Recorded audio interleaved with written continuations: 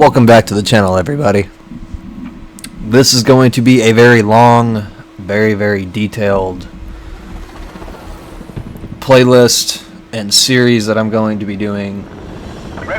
We are going to go over how to better yourself as a zombie player in Cold War and Cold War alone. Let's get to work.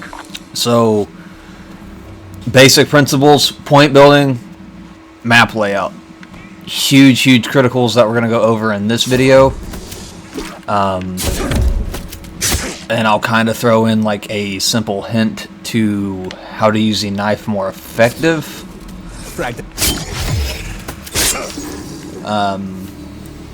So point building in this game is completely different than any other zombie game that has ever been created. Normally what you're wanting to do is that you're wanting to shoot the zombies in the leg, maximize how many shots you're able to put into the zombie, and then ultimately knife them in order to maximize your points. In this game, it's completely different. Critical kills, aka headshots, provide 115 points, and knife kills provide 115 points.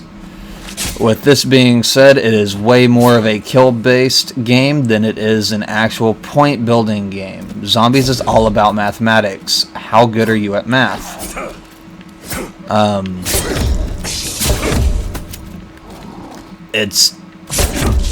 To put it in as the most simplest way, that's the best way that I can put it.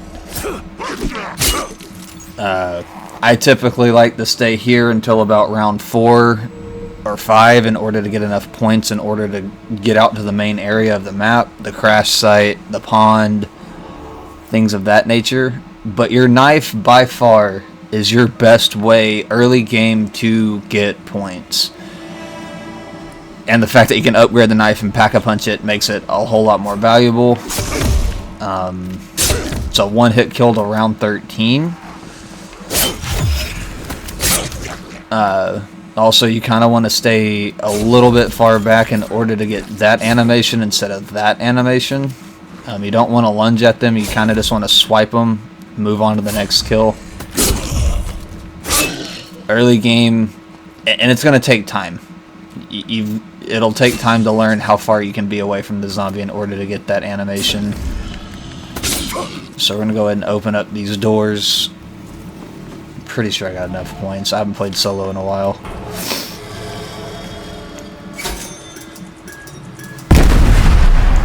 Yeah, we'll have enough. Another really good tip, especially in Cold War and Cold War alone, don't buy as far as you can. Stay in this main area. This main area is critical. Double points are good. Anything to help maximize points, bonus points, double points, critical. Grab as many of those as humanly possible in that drop in order to maximize your point building abilities.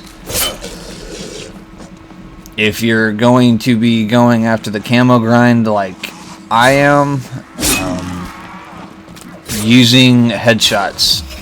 Headshots, by far, one of the best ways.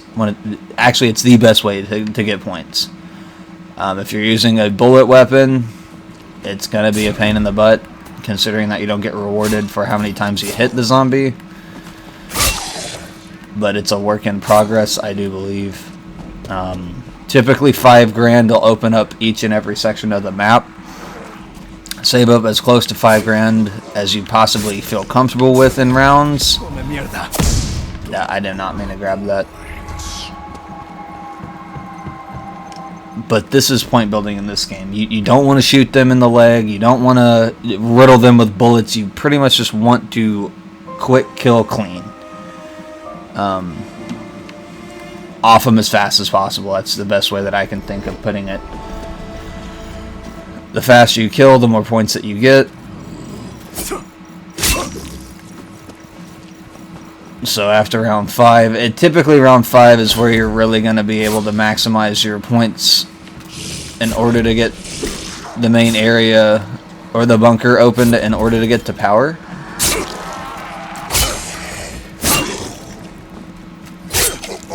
So it's pretty much just run around, kill everything. I love this aspect of the game. makes it a whole lot simpler. Setting up is a whole lot easier. Once again, stay away from that lunge animation. That lunge animation will kill you.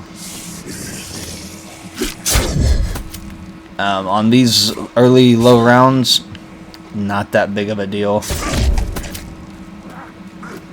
Alright, I got 2 zombies left. At this point, I would tell you to hold one. The radar makes it a whole lot easier to know how many zombies you have. So that's a really critical part. Pay attention to your mini-map with that always UAV. Nothing in the report about this place being haunted. Then we'll make our way down to power. I prefer to go this way over going to Deadshot Daiquiri. These creatures. It's a personal thing. You can go either way. Anything we've ever seen before. And this is power. Get the power on. As you see, I have 800 total points. If I wanted to, I could automatically go get the... Automatically just go get Pack-a-Punch, get that done, over with, open. Send 500 extra points in order to teleport down. It's... Honestly, the knife is the best way. You don't have to worry about aiming for the head. You don't have to worry about messing up and getting a 90-point kill. It's 115 points through and through. Like I said, the knife is a beast. I'm going to pause this in order to shut them up and the zombie. Knifing. #1 key way to get points early game. It's 115 points. Instead of the 90 that if you hit them in the body with your last shot. Get power open as soon as possible. Get Pack-a-Punch online as soon as possible. After that, play the game. I will go ahead and throw this in here. The more time you spend, the better you get. The faster you become, the more of the mechanics you understand. In next video, we're going to go over zombie movement. What is the best gun in order to get further into the game? Let's say that you're playing in a multiplayer game. Only one person's allowed to have the wonder weapon. What is your best setup?